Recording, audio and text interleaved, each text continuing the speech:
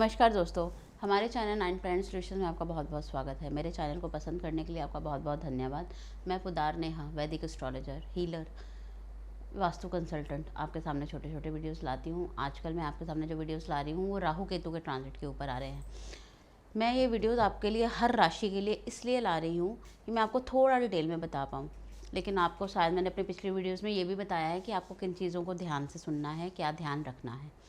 मोटा माटी मैं आपको बताती हूँ। राहु केतु छाया ग्रह हैं, दोनों ही राक्षस वृत्ति के हैं।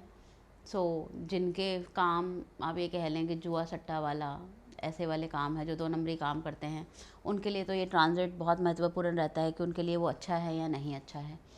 खैर, हम भी ये चीज़ें रेकमेंड नहीं करते हैं, बट मैं जस्ट नॉलेज के लिए आपको बता रही हूँ। आज मैं जिस राशि की आपके सामने बात करने वाली हूँ वो है सिंह राशि। सिंह राशि वालों के पास राहु और केतु का प्रभाव। सिंह राशि में राहु कर्म स्थान पे बैठे हैं और केतु सुख स्थान पे आके बैठ गए हैं। कर्म स्थान पे राहु बिजनेस की अपॉर्चुनिटी देंगे, पैसा कमाने का बहुत बहुत लाभ देंगे। कोई शक नहीं है, आपको बहुत बहुत अपॉर्चुनिटीज़ मिलेंगे। बिजनेस कर्म स्थान से जब भी आप जुड़ते हैं, 10वां घर पिता का भी होता है, तो पिता की बात सुनते हुए अगर आप जुड़ते हैं, काम करते हैं, आप उनको अपनी उसमें रखते हैं कि बात कर लीजिए, डिस्कस विद योर फादर, या आप जिसको भी फादर फिगर की तरह लेते हैं, तो आपके लिए थोड़ा अच्छा रहेगा। आपको कोई नुकसान का स्कोप नहीं रहेगा, क्योंकि राहु है ना, राहु थोड़ा सा ना हिडन कुछ देता है, तो नुकसान के चांसेस रहते हैं। किसी के ऊपर ब्लाइंड ट्रस्ट आपको नुकसान दे सकता है। फ़ायदा देगा ये गारंटी है, लेकिन नुकसान देगा वो आपकी स्टूपिडिटी है या आपकी मूर्खता, मैं कह सकती हूँ कि अगर आप थोड़ा सूझबूझ के नहीं चलेंगे तो आपको दिक्कत आएगी। स्थान परिवर्तन के योग हैं, स्थान परिवर्तन हो सकता है। जॉब, जिनकी जॉब वाला काम है वो जॉब मत छोड़िए, वो जॉब में प्रमोशन लेने के चक्कर में जॉब मत छोड़ें, अपनी जॉब को बचा लें। इस टाइम पे वही ज़्यादा समझ वाला काम है, वही सूझबूझ से चलें, क्योंकि आपको इससे दिक्कत आ सकती है। अब जैसे हम बात करते हैं, राहु की पहली दृष्टि दूसरे घर पे पड़ेगी। राहु की पहली दृष्टि दूसरे घर पे पड़ेगी तो दूसरे घर पे बोलना कड़वा हो सकता है आपका। थोड़ा अपना स्पीच पे कंट्रोल ज़रूर कर लीजिएगा। देखिए, वैसे अगर हम सिंह राशि वालों की बात करते हैं तो दूसरा घर मकरी का आता है, वर्गो राशि उसमें आती है, तो वर्गो राशि वाले बहुत बैलेंस बोलते हैं, बहुत प्यार से बात करते हैं। लेकिन अब राहु की दृष्टि आएगी तो उनके बोलचाल में थोड़ा सा फ़र्क तो ज़रूर आ जाएगा, क्योंकि राहु की जहाँ दृष्टि आती है वो कुछ तो हेर फेर करेगा ही। किसी की चापलूसी में मत बोलिएगा, फैमिली में तनाव मत लाइएगा, सूझबूझ से काम कीजिएगा, अनबन मत बनाइएगा। इस टाइम पे वो लोग भी जिनके सिंह लगन है, जो अभी तक अपनी लाइफ में स्टैंड नहीं हो पाए, वो इस टाइम पे वो लोग भी काम करेंगे। अगर हम एक बात कहें कि अगर एक घड़ी भी बंद होती है ना दोस्तों, तो दिन में 2 बार तो वो भी सही टाइम बताती है। तो हर किसी में कोई ना कोई काबिलियत पक्का होती है, ये 101% है। कोई भी इंसान 100% परफेक्ट नहीं है और कोई भी इंसान 100% अनपरफेक्ट नहीं है। किसी में कोई काबिलियत है तो किसी में कोई। सिंह लगन वालों, अगर तुम लोगों का प्रोफेशन अभी तक ख़राब चल रहा था तो तुम लोग खुश हो जाओ, तुम्हारे लिए बहुत अच्छा ट्रांजिट है ये।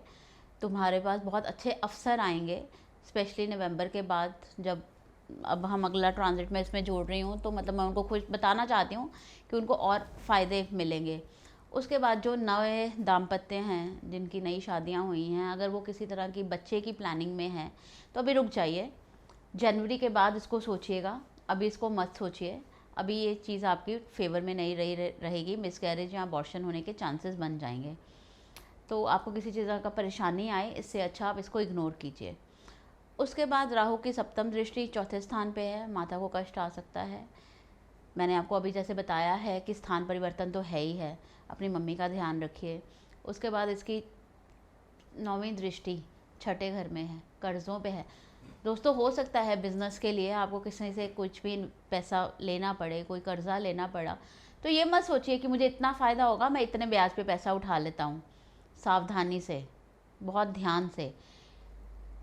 ये टाइम बहुत अच्छा है, लेकिन अगर आपके लिए ये बुरा साबित होता है तो वो आपकी बेवकूफ़ियों की वजह से। केयरफुली किसी काम को कीजिए, ट्रस्ट कीजिए, ब्लाइंड ट्रस्ट मत कीजिए। मैं आपको उसके लिए सजेशन नहीं दे रही।